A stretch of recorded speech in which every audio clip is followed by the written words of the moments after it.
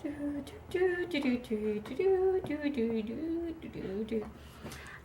darlings. I'm going to read a story to you, yeah? Okay. I just wrote it. Yeah. Okay, sorry I'm being super weird. I have been alone for 2 days. Okay. Here we go. You know the feeling when you meet someone and all of a sudden it seems like you finally found that person that your mother was always telling you that you'd find? Wait, who are we kidding? Our mothers never talk like that. Our mothers were far too sensible or far too absent. One of the two. But still, you know what I mean. You have met the person who suddenly makes it seem like romance isn't such a myth after all. I knew him for maybe 3 or 4 weeks. We were doing a project together for school, writing a film that had to do about a popular, well-known health issue. Naturally, our film was about Cotard syndrome.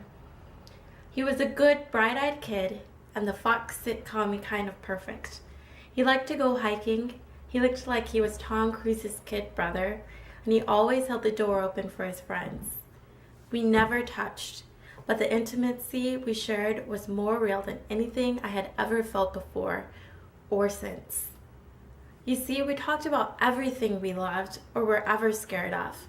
And we laughed so hard together that sometimes our writing partner would just stare and then walk away in disgust, as Tom's angrily stomping against the pavement. There was no one else allowed in our reality. He said he wanted to be an actor, and I said I wanted to be the staff writer for SNL. He said he thought I would be perfect. Do you know the feeling of being a woman and having a man tell you that you could be anything you ever wanted to be? I want to hold on to that feeling forever. We turned in our paper. It was probably the most genius thing that the professor would ever read that term.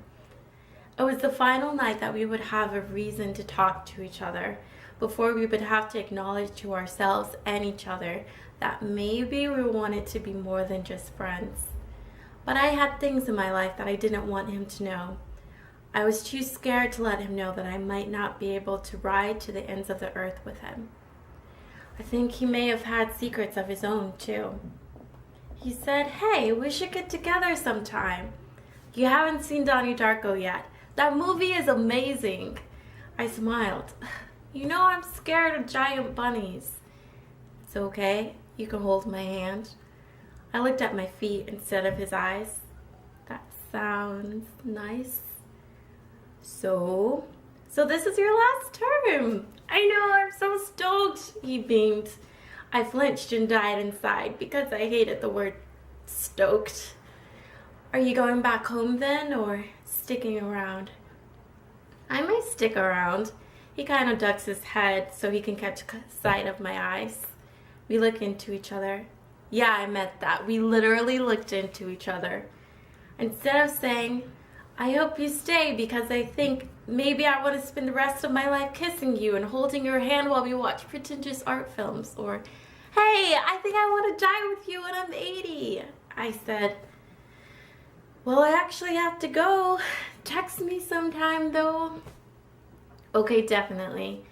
And then he leaned in to hug me. Our bodies touched for the first time ever, and my soul literally flew up, up, up, and out into space. Literally. He smelled like Hollister.